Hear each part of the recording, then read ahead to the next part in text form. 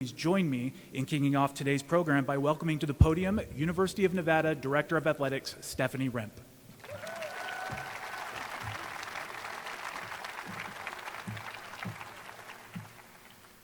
Well, good morning. Happy Wolfpack Friday. What a wonderful day to be part of the Wolfpack. So again, also thank you for being here. So before we really get into the details of this, I want to take a moment to recognize an individual who's not here. Her name is Beverly Sopak. She is Kelly's wife. So Beverly, she faced a difficult opponent in a can of paint. It was late one evening at their basketball facility, and as a result, she's had knee surgery.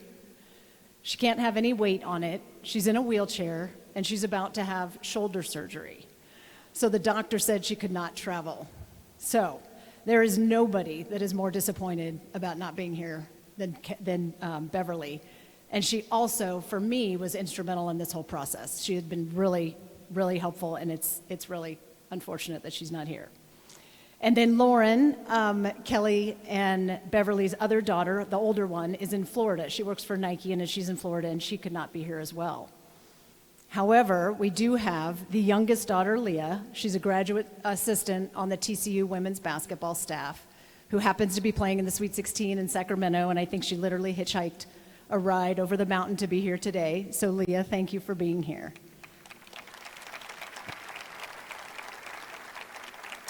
I also want to recognize a couple former women's basketball players, Nikila Thompson and State Senator Angie Taylor. Will you guys stand?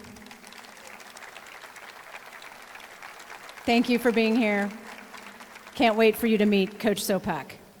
Current players, we have some of our current players. Where are they? I think Elle, Britton, and Amelia are here. Where are you guys? Okay.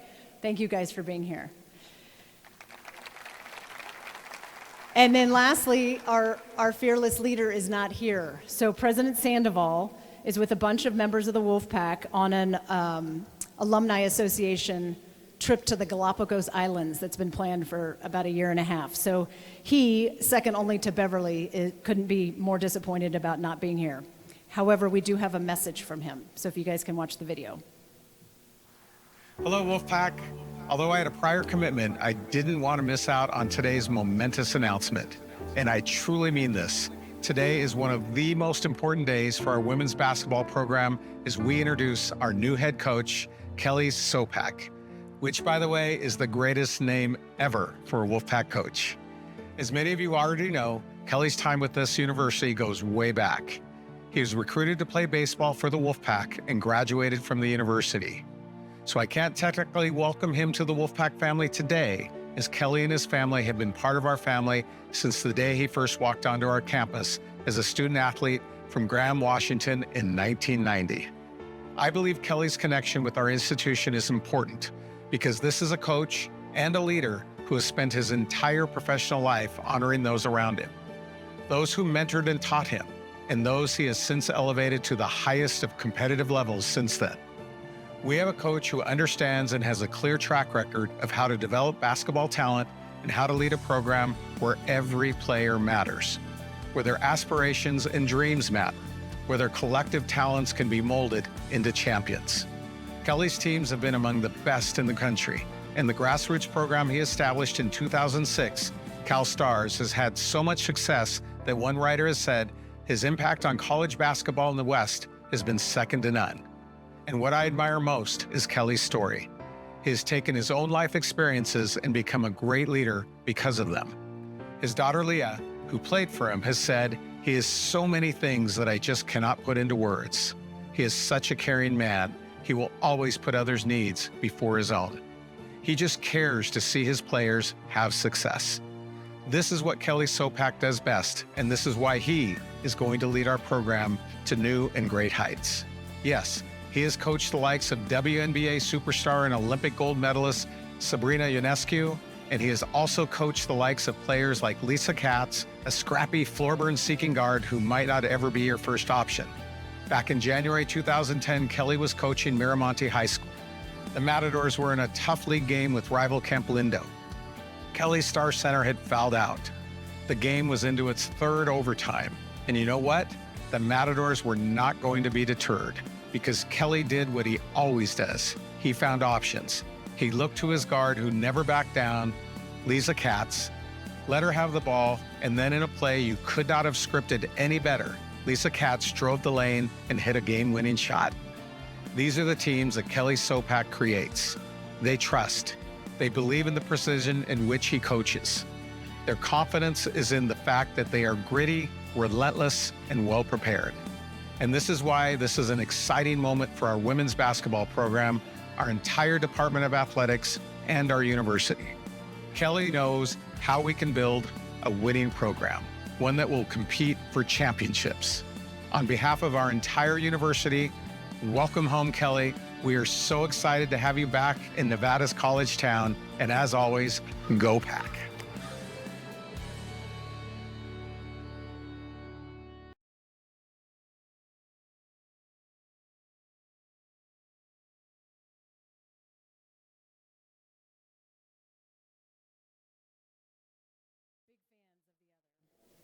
So now to turn our attention to the introduction of our new head coach, I first want to start by thanking Bill McGillis and Merlene Aiken-Smith for their help with this search. We grinded it out for about 2 weeks, and that's what these coaches searches do, and could not have done it without the two of them. So it was a thorough, a national, and a competitive process. We spoke to dozens, literally dozens of people, and it was candidates, coaches, athletic directors, agents, industry leaders, student athletes, community members, WNBA executives, and players. We started with a very large pool of candidates, some who were pursuing us and some who we were chasing. And what became clear is this: Nevada women's basketball is a job that people want. And even more important, the consensus across the country is that the future of our program is very bright. Candidates could feel the momentum of Nevada's athletics and the trajectory of our amazing institution. And what I share with every candidate for any job, we do have a secret sauce, and that is President Sandoval. Having a president who loves athletics, who is supportive, who is invested and passionate about this institution, and more than anything, he wants to win. So nothing tops that, and every candidate knows how important that is.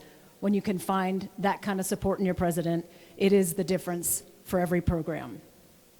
So then you'd have that, and you layer that with the resources of our basketball program. The Lannis building, the Ramon Sessions practice facility and the weight room, the leadership of our institution, the support from Nevada's college town, and of course, Alex Morello's undeniable support for both of our basketball programs. And lastly, the new arena that is just on the horizon. So this creates a remarkable opportunity for this program today, which is why it is so important that we get the right coach at exactly the right time. So our search began on April 9th, and our first call about Kelly Sopak, April 9th. And as you will learn from him, this is a job that he has always watched. This is his school. So as the weeks progressed, we conducted Zooms, in-person interviews, countless calls, conversations with some of the sharpest minds in college basketball. And we went from more than 30 candidates down to 15, down to 8, down to 4. And ultimately, we landed exactly where we should have with Kelly Sopak. Now, Kelly had an uphill battle, right? He's a non-traditional candidate. But something fascinating happened. The more people we talked to, the clearer the picture became. The reaction across the country, from those who know him, those who have coached against him, and those who have played for him, it was resounding. Kelly Sopak is the right person at the right time for the University of Nevada. So, I wanted to provide some comments that we heard, first from the athletes that we talked to. My favorite coach, I heard that a lot. He knows how to motivate. High standards, and he holds you to them. Players will run through a wall for him. He makes you better. He's tough in all the ways that players need. You never doubt he cares. He keeps the spark alive. Disciplined and focused practices, and a competitor with a crazy desire to learn. And my favorite, you literally are the luckiest department in the country by getting him. So from coaches, mostly coaches who were recruiting his players, he is in it for the right reasons, high character, professional. Players love him. He values the opinions of his players and his staff. His players know how to play hard, and they can handle hard. He forces you to think. That's why his teams are elite. Creative defensively, strong X's and O's, and he can beat anybody in the country. And then my personal favorite from a coach, he's the Tony Soprano of West Coast basketball. For the record, that does mean powerful, strategic, commanding, and impossible to ignore. Maybe not all the parts of that. And then there are the facts. The facts speak for themselves. High school career record, 541 wins, 97 losses. State championships, AAU national championships, Final Fours, Elite Eight, Sweet 16 appearances. He has coached 9 WNBA drafted players, 25 USA basketball players, 18 Jordan Brand Classic players, 18 McDonald's All-Americans, 17 Gatorade Players of the Year, and more than 400 of his athletes went on to play college basketball. So yes, is there risk in hiring a high school coach? Of course. But ask the University of Oklahoma how it's worked out when they hired Sherry Cole, a high school teacher who became a 3-time Final Four coach. Ask the University of New Mexico how when they hired Don Flanagan, a high school coach who became a legend and put their program on the map. The truth is, today's college basketball looks more like Kelly's world than ever before. He has recruited elite athletes every year. His roster changes every year. He worked directly with college coaches across the country. He watched the recruiting process through the eyes of his players. He has built, led, and sustained high-level teams, and he understands the University of Nevada, the impact that it had on him, and he wants to be here. There are no sure things in college athletics, none at all. But if I am placing a bet, I'm placing it on Kelly Sopak. He is a winner. He wins at everything he does. He is driven. He cares deeply about people. He does things the right way, and he wants to be at the University of Nevada. He is absolutely the right leader to take Nevada women's basketball where we all know it can go. I could not be more excited about the direction of our program under his leadership, and I know you will feel the same way when we watch his teams compete.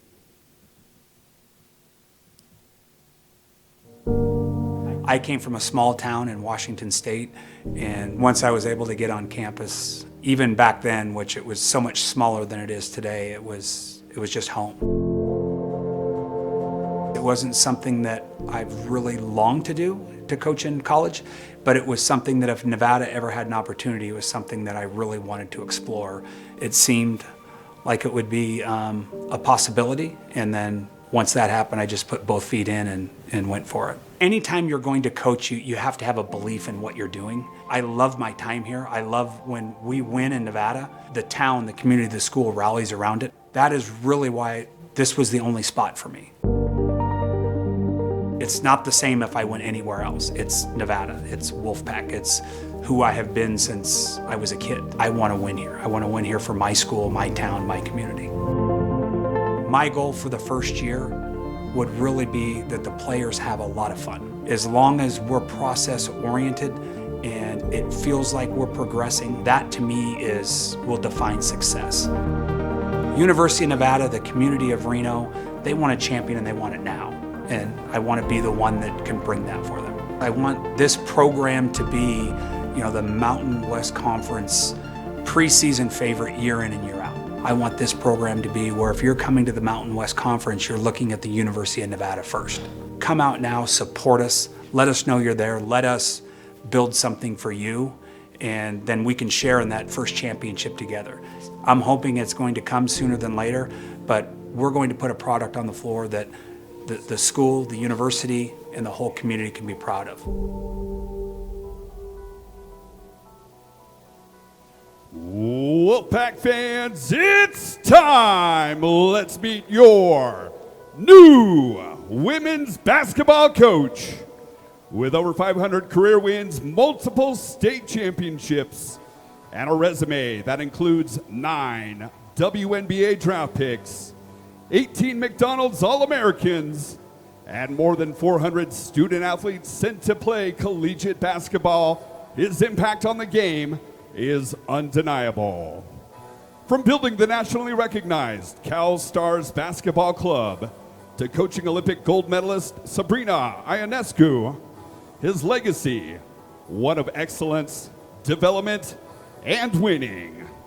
He's a state coach of the year, a national influencer in the game, and now back home where it all began, and he is ready to lead the pack to new heights. Wolfpack fans, time to get up on your feet. Let's make some noise as we welcome the new head coach of Nevada women's basketball, Kelly Sopak.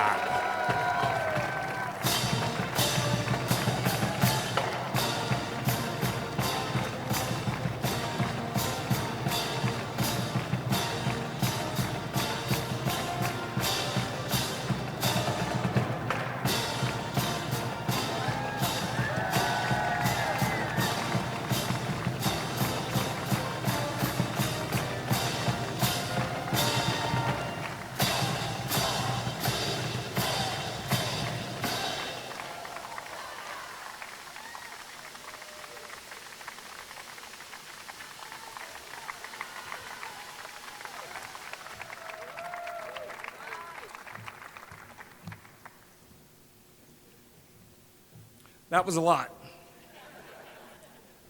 Felt like it was more of a retirement presentation than an introduction. But these are things I'm not very good at, so I'm going to go as quick as I can and get you guys out of here, and we can go on with the rest of our lives. But anyway, I'm a very transparent person. Unfortunately, if you ask me a question, you're going to get the answer. So when we go to Q&A, make the answer or the questions easy, okay? Just first of all, thank you for everybody for coming out. The last 5 days have been a whirlwind. A lot of calls, a lot of texts. Hopefully I'll get back to everyone at some point. It's just not an easy thing to do, but it's really an exciting time, and I really feel the love here in Reno, and it's just been, like I said, it's been a whirlwind, and I'm excited to get started. I really want to just get to the gym right now as opposed to being up here, as you can tell. Before I get into anything, as I tell our players, and I told my wife before I left, your best ability is your availability. She's not here. She's got to toughen up. She's got to get healthy. You know, what's important now, you got to get healthy. You couldn't make the trip. Team went without you. I'm kidding. This whole decision was a family decision, but she does have to get healthy if she wants to contribute moving forward. So hopefully players don't take that the wrong way, but you do have a job to do. You got to be available. That's a big thing. Leah's in the Sweet 16. Last year they were in the Elite 8, so no pressure on Nevada, right? We just got to keep going. One of the things, before I kind of get into it, I was reading a quote from Jim Valvano. He said, if you laugh, cry, and find yourself in thought, it's a heck of a day. Well, this has been a heck of a week, because as you can tell, I've done all three every day. So thank you, Jim, for that. Thank you to President Sandoval, Director of Athletics, Symphony Remp. They've been phenomenal in this process. I can say if it wasn't for them, obviously for selecting me, I wouldn't be here, but also for their vision and their conviction. They share and align with my vision and what I see for a program, and they made that abundantly clear. And it was really them that, I don't want to say convinced me, because I really wanted to do this job, but it was them and their conviction of this program and this university and this community. And it was something that really aligned with me, and it motivated me. And without them not only selecting me, but sharing that vision and that alignment, I wouldn't be here today. And I can't thank you guys enough. Before we kind of get into what I want to talk about with the team, I think it's always important that we're not starting over. This isn't something that we're tearing down. Nevada basketball, if I understand they're probably not opening the position unless it's a retirement or they want a different type of leadership. But Nevada women's basketball has had success over the years. We've had tremendous alumni here. We've had tremendous seasons, and there's been a ton of success. And Amanda and Jane are personal friends of mine.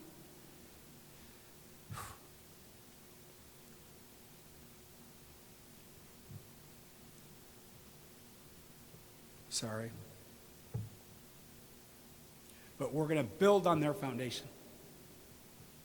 And it's not a start over. It's really, they helped lay the foundation for this program for the last 18 years. That's not something that's really easy, and I just want them to know how much I appreciate communicating with them over the years, them recruiting our players, me having open dialogue. And I shared with President Sandoval and Stephanie, the reputation of Nevada basketball nationally has always been first class. They represent their programs the right way. They play the right way. They recruit the right way, and they do the right things. And that's something that I want to continue. So special thanks to them. So I think Stephanie touched on me being a non-traditional athlete, or a non-traditional hire, a non-traditional coach. I looked at this position 9 years ago, and I would say not only was it out of the box, it was probably in left field. Well, as we know in college athletics, a lot has changed in 9 years. And this is really more in line with what I have done for 22 years. This is something, the way college athletics is operating today, this is my wheelhouse. This is what I do year in, year out. We have to recruit new players. We have to recruit new teams. We have to visit with families. We have to maintain, we have to sustain, and we have to retain. Those are things that we're battling every single year. And even in the club side, there's money flying around the club side like you wouldn't believe. We have to also be able to share with families and players our vision, what we can do for them, what we can do for them today, what we can do for them tomorrow. And that's the same thing that we're going to do here at Nevada. We're going to assemble a great staff that can relate to the players, staff that can develop the players, and staff that will be there for the players. I think that is probably the number one focus. And I don't know about all universities, but I would say some excel at that, and that's probably why they're in the Sweet 16. That's why they make the Elite Eight. That's why they make the Final Four, is because that's where their priorities are. So to our players, we're going to be there for you. We're here to serve the players, and I think if you ever lose sight of that, and it's so easy to get distracted, but if you lose sight of the players and what's important to them, you're never going to win. So our goal here is going to be to develop, train, and be there for the players. So that's what we have to do in my world for 22 years. Not only do we have to do that, we have to get them to pay a fee to come and play. So fortunately for players, you guys don't have to pay us. You'll be able to come here, and we'll be able to pay for your education. A lot of my journey through high school, club basketball, grassroots elite travel basketball, which is at a very high level. I hope everyone does understand that the elite club basketball is, there are a lot of pros that we have been playing against, coaching against, and strategizing against for 20 plus years. And that's fun. It's fun watching them on TV. And the biggest thing I have to get used to, well, there's about 101 things I have to get used to, and I've probably messed them up over the last 5 days 101 times too, is I like to call them kids, and they're not kids anymore, right? So you have to give me some grace on that. I refer to the players as kids a lot. But my journey through this, and my core philosophies of how we go about building the team is not going to change. We're going to operate it really the same way. That's the way of college athletics now, and we're ready for it. I think probably the word elephant in the room is win or winning. That's, if I've heard that word, I don't think I've heard any other word more than that in the last 5 days. Win, winning, win now. When are we going to win? When are we going to have a championship? There's a lot of pressure. I mean, that's a lot. And as you get to know me, I don't like this stuff. I don't want anything to do with that. I want that to be the players, right? I want the focus to be on the team. So I just have to weather the next 48 to 72 hours so we can carry on our normal lives. But one of the things that really struck me about winning is, and I think in everything else, you have to define what you're looking for. And what does winning mean? Winning means different things to different people. And for me, yes, we've had success. We've had success everywhere we went. I am as competitive as anyone. And for 40 minutes, I want to kick somebody's teeth in. That's all I care about is winning. That's it. After that, I really don't care. And I think for the players, you can show them how much you care about them if you're just true and authentic. And you're going to see me at my best when we lose, because that's when it really matters to them. So, but back to the winning part again. Winning starts from day one. It starts in the off season from training. You can't fake winning. You can't just show up in November and decide, hey, we're going to be a really good team and we're going to go win a championship. It doesn't happen that way. The teams that win in February are the teams that were dialed in June. And that's the mentality that we have to take. That's the mentality that the coaching staff has to take. The whole department has to take. And by the way, the whole athletic department has just been phenomenal. It is so much support. I mean, it's never been so easy for me, I can tell you that. So I'm looking forward to that. Probably one of the other things, and I've tried to connect, we had a Zoom meeting with all of our players because it is spring break, and it's really hard to connect, as you know, on Zoom. I felt like we were back in COVID. And I've tried to reach out with each and every one of them the best that I could, going from meeting to meeting and compliance to HR, and I've been all over this town, and I don't even know, I actually literally don't know what day it is today. I know we're getting close to a weekend because Leah's in the Sweet 16. So, but back to my train of thought, winning is not just about winning a championship. Because, and I've told several of the players, so I apologize for repeating, if we get rid of 15 players and bring in 15 players, if we win, will we be happy? Yes. But it will be nice to win with those that have been through this journey.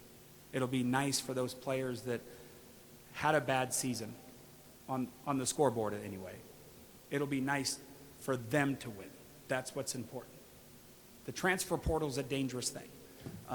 People listen to a lot of outside noise. As a club coach, and my players can speak to this, I never encourage transferring. I know you can go get $25,000. I know you can go get a couple extra bucks, but why are you there? What made you come to that university? Communicate, talk, find it out. Is it really worth $15,000, $50,000? Because this isn't a 4-year decision, it's a 40-year decision. And I'm a living testament to that, right? You go to 4 schools in 4 years, what is home? You know, and I think club coaches, we lose sight of that sometimes. You know, it's okay not to have a great season. It's okay to ride the bench. You have 15 players on a roster, 15 can't start. They'll call a technical foul right before the jump ball.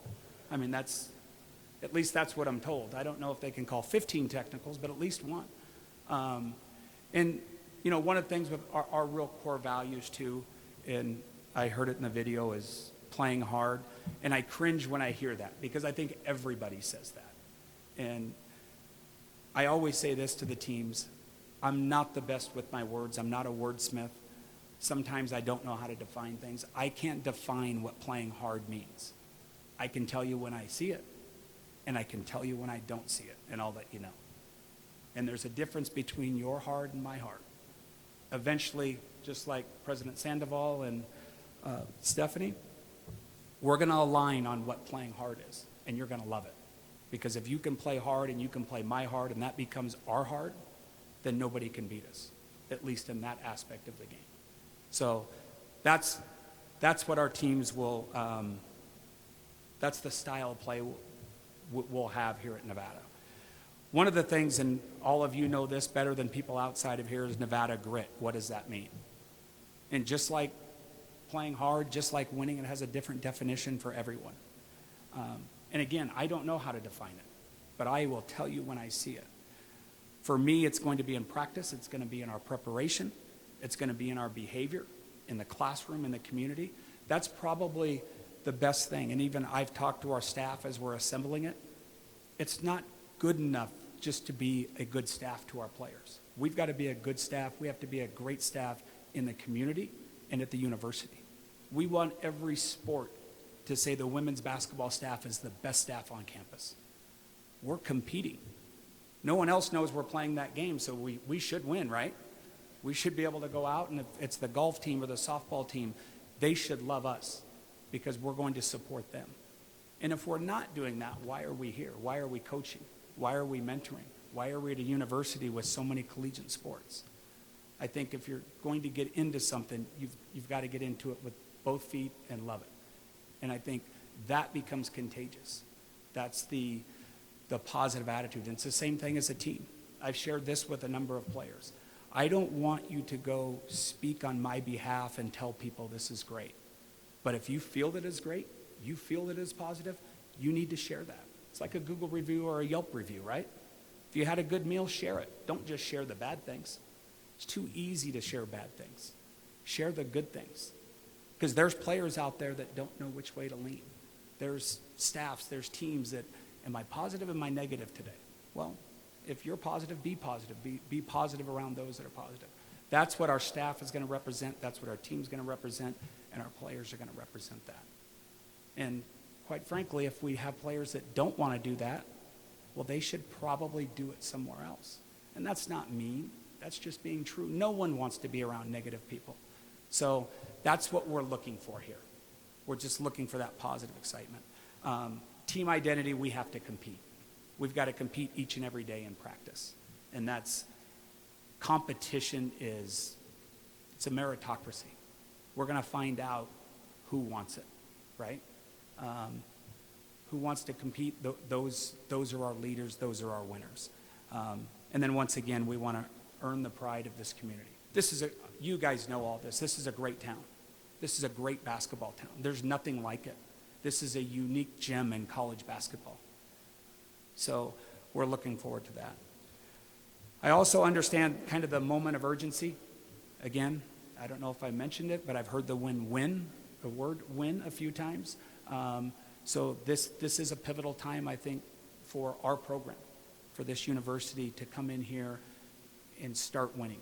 And when we meet with the players and we get that, we're going to define winning, at least our winning, and see what we can do. But we have like I said before with Jane and Amanda, they built a great foundation, and it's time for us to build upon it. We have a great roster. As we kind of shuffle through, that may change. Of course, it's 2026. A lot of people have different opportunities, and we'll reshape it to best represent us in our effort to win. Our next 6 months, number one, what do we think it is? I was asked the question in the interview. I don't want to mention any names, but it was Bill. And he wanted to know in detail, the next 6 months, what am I going to do to be ready for November to win? And I can think of a bunch of answers. I didn't have one. Didn't have one. I don't know the answers. My answer was I want to meet with the players. That's it. I want the players to feel me. I want them to feel our staff. We have to build relationships. 6 months, we're going to get to that 6 months. But we have to be in front of the players. Players have to be in front of us. We've got to start building that trust. They shouldn't trust me, and I don't trust them. till we can meet and we can have a relationship. We have to earn each other's trust. So I think that's the first one. Next 6 months, we have to build relationships. The sooner we can build those relationships, the better we're going to be on the floor. The better we're going to be aligned, the better we're going to be connected. The second thing is set standards. And I apologize to the players because I've probably said it to everyone that I've spoken to, and I said it in the Zoom meeting, is it can be their team or it can be my team. They can pick. I don't care which one. I think you guys know my standards already, or at least you're getting a good feeling of that. I would rather it be their team. I would rather it be their standard. Then we don't have to do as much work as coaches. We just get to literally watch them. Okay? If you've ever been to a University of Connecticut practice, it's a comedy show with Gino, because he can have some fun with his players and he can poke fun at them. But the standard is unreal. And now I'm not comparing us to the University of Connecticut, but players can be like their players as far as setting a standard. He doesn't have to raise his voice. The standard is set. If they mess up a drill, they redo it on their own. They don't, maybe coach didn't see that one. No, he saw it. There is such thing as called coaches hearing and coaches seeing. Vision. We see and hear almost everything. It's what we choose to enforce or not enforce. That's really it. And if you're a coach out there, you know exactly what I'm saying. Sometimes we just don't have the energy that I can't correct that again. But as players and as leaders, you can correct it. You can hold your team. You know, hey, we're cutting corners here. Because again, you can't fake it. We can't cut corners for 6 months and then in February expect to beat UNLV. It's not going to happen. They're working too hard down there. They're not cutting corners. So that's what it is. Set the standards. And the third thing, and it aligns with all that, is establish trust. We have to trust. I'm going to be very transparent. Hopefully that's very clear with everyone today. If a player has a question, I'm going to give them the answer. It may not be the answer they want to hear. And it may be the answer they want to hear. I may not know the answer, but they're going to know that I don't know the answer. I think that authentic communication and relationship is key. Our staff is going to have that with them as well. And I think that way people aren't getting two different messages. We're speaking the same language. We're speaking with authenticity. That's it. I don't know how long I've gone. They said 10 minutes. I didn't practice this speech. Obviously, that's very evident in the way I'm presenting today. But again, I'm really excited to be here. It is, again, it's been an emotional whirlwind. Laugh, crying, and time and thought. It's crazy. Stephanie said when she gave me a hug, there's no backing out now, right? Well, there was no backing out 5 days ago. But it has been just tremendous to be on campus, to see so many people, so many friendly people. That's probably the neatest thing about all of it. Every single person that I've encountered has just been overly welcoming, friendly. It's been phenomenal. The one thing about this university is they support winning teams. What I ask everyone in the community, don't support us after we win. Come out from the beginning. Give us a shot. And it might not be year one, but come out. Because just like I said with the players, it's not good enough to win a championship if you're winning it with new people. It won't be good enough to fill this arena after we've won 20 games. What will be great is if we can fill the arena following a 10-21 season on day one. That's what will be great. Because then when we win, everyone gets to win. It won't be people coming in, hey, I hear they're pretty good. Well, no, you weren't there from day one. But we will take you at any point. Just get here. The university appreciates if you buy tickets too. That would be phenomenal. In every place that I've been very fortunate, every place that I've been, we've really been able to establish a good fan base, even at the high school level. We've had great crowds. Much smaller gyms though. This is a little bigger than our 600. I don't even know if it was 600 people could fit in our gym, but we're excited about it. We're assembling it slowly but surely, and we want to get out. We want to compete. We want to win. And so I'll open it up to questions. I'd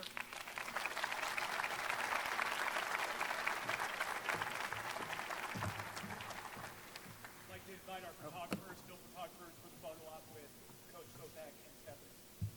And then we'll open it up to questions.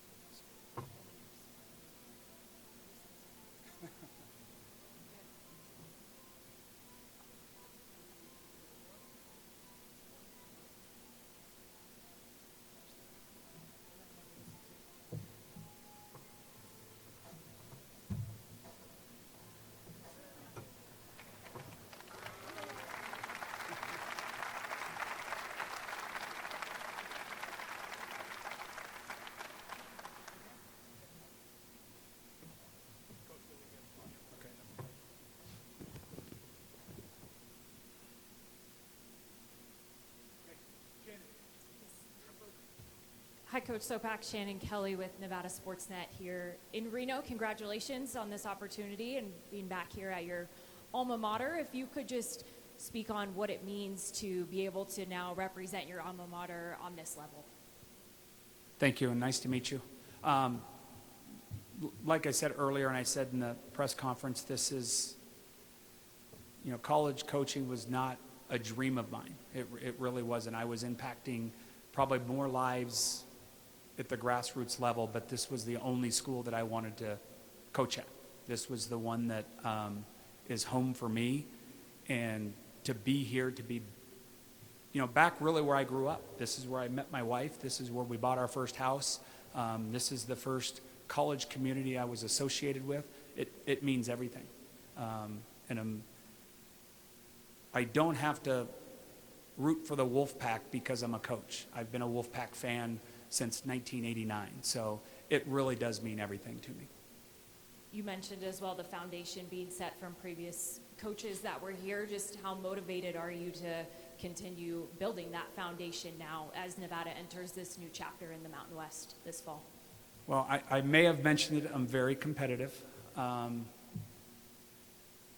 don't even know how to answer that question. I want to win badly, but not for me. I really want to win for our current team and this community and this university. You spoke as well about the roster turnover with club ball and in high school. How do you feel like just that area in particular will also be beneficial for you as you do come here with this era of college sports nowadays? It's a good question and a very complex question. I mean, there's just so many moving parts you don't, there's a fine line between going out and getting people out of the transfer portal and supporting those players that have been with you. And that's going to be something I'm really going to have to navigate. As long as we have players that want to be here and that believe in our vision, I don't think we'll be one of those schools that are in the transfer portal all the time, because I really like building. I probably should have led with that. That's probably my favorite part about coaching, is building and watching individual growth and collective growth. However, it's a two-way street in today's market. I think sometimes both sides forget that it's the players have opportunities, and there may be players that outgrow University of Nevada.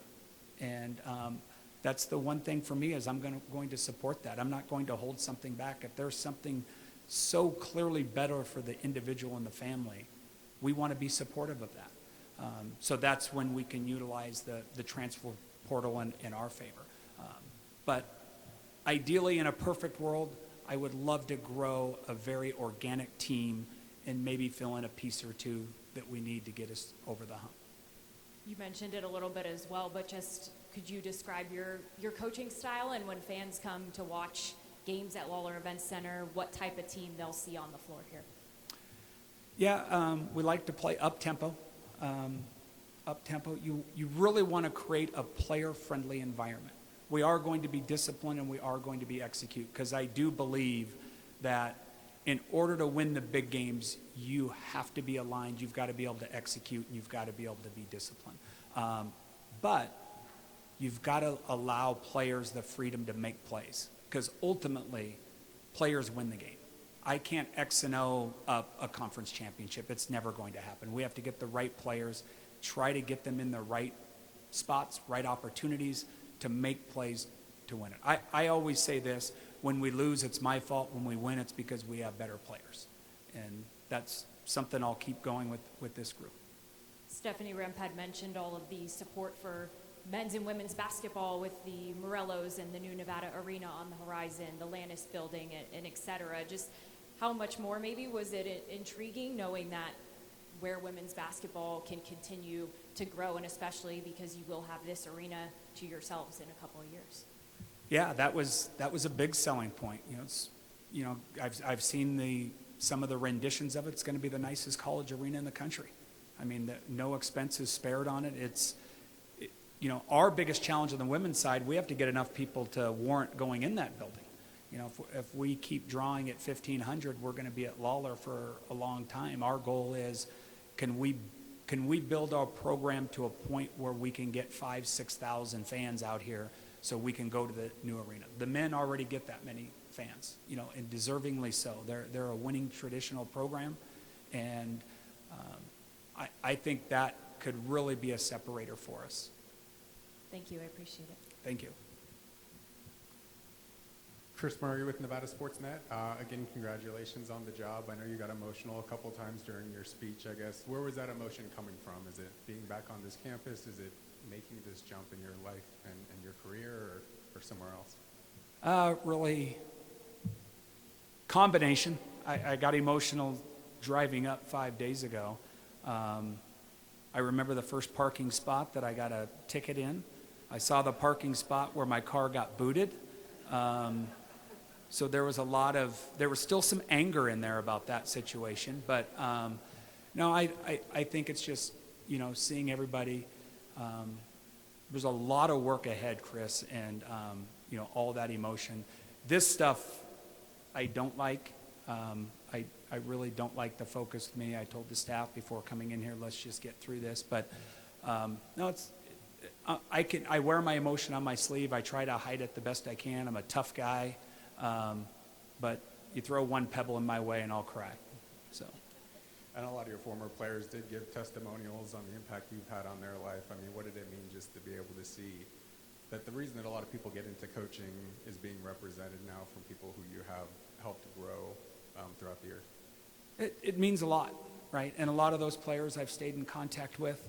A lot of players that no one knows about I stay in contact with, right? They're off becoming doctors and lawyers and things of that nature. But it means a tremendous amount to me. I was sending a birthday text to a former player who's playing internationally this morning, and she said, "Congratulations on the job." And then I thought, oh, well, I guess the internet does go overseas too. So I'm not the most techie person in the world, by the way, but it really means a lot. And actually reading some of the words is not what I would have expected. Just, something different. And I think sometimes as a student athlete, once, those players are now 26, 27 years old, their reflection is different than maybe what it was in real time. And it was really neat to read some of those. It really was. And, even one of them mentioned that, finding love for the game. So I didn't know that was an issue back then. Because I probably wasn't the nicest coach in the world to her, but I knew that she had the ability to be a pro. It's Haley Jones. I knew she had the ability to be a pro and wanted to coach her that way. And I've said this just on that with the Sabrina Nescu thing. I've said this a million times. Everybody wants to be Sabrina Nescu until they have to be coached like Sabrina Nescu. And that's, I think, what the players have to stand. If I'm a player, and granted, when I was 18, 22 years old, I didn't feel this way. But if I'm a player, I want to be coached hard. I want to be held accountable because I know that's going to help me down the road. In the moment, it's not fun. But if the best player can be coached the hardest, then everyone else will step up to that challenge. I think I sidetracked the question there, but. That's all right. As mentioned, a non-traditional pathway to being a college coach, but you have a lot of ties in California, which is obviously our neighboring state. I guess, how do you hope to leverage that to build a championship caliber roster? How will that help you in building this program? Every recruitable day in California. I think there is, I've said this for probably 20 years. There could be a college that could go to Northern California and Southern California and pick the players that don't get college offers, and they could build a championship team with those kids. And I really mean that. There's so many kids in California that are so talented that because there's so many, they get under-recruited.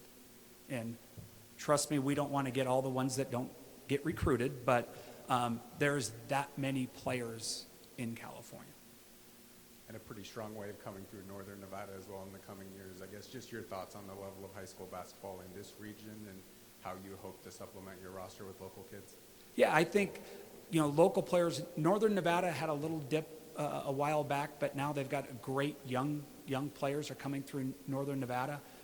We have our eyes on them even at the club side, right? And I think it's great. You do not want to miss on local regional talent. If there's someone in Northern Nevada that can play basketball at the Division I level, we want them. We don't want them going outside of the state to go to school. Stay here, build this program, build this community. And obviously, anyone that's a hometown player, they get all the preferential treatment. So that's, the community loves that. And last one for you, so you don't have to stand in the spotlight too much longer, but what is the ceiling for this program, and what is going to be required from this community to be able to reach that ceiling? Great question, Chris. One of the things I'm going to answer your question with my own question in there somewhere, but it just leads me to goals. I'm not a huge goal setter. Because you mentioned the word ceiling. I think with goals, you can put a ceiling on your potential, and I think you can also make them too unrealistic, right? So the potential is there. I think for a mid-major Division I program, I think for Nevada, we have a long way to go before we can get to the tournament, get to a Sweet 16, get to an Elite 8. I think that's so far out of reach right now to make it a goal, but you're seeing teams right now that, mid-major teams that become mid-major powers. I think that's what we should be.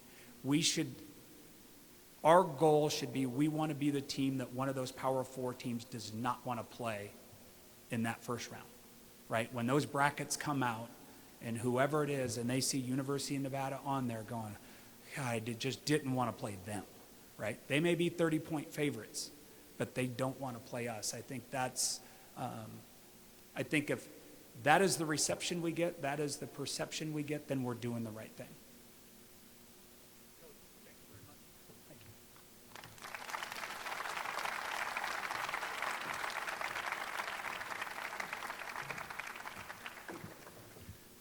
We'd like to thank you all for joining us today on this very special day and exciting moment for Nevada women's basketball. At this time, the media are invited to join us in the Lawler Media Room for one-on-one group interviews with Coach Sopak and Stephanie. And for all of our fans and guests today, we'd like to invite you to continue the celebration in the Silver and Blue Room for our post-press conference reception with appetizers and refreshments. Once again, thank you for joining us today, and go Pack.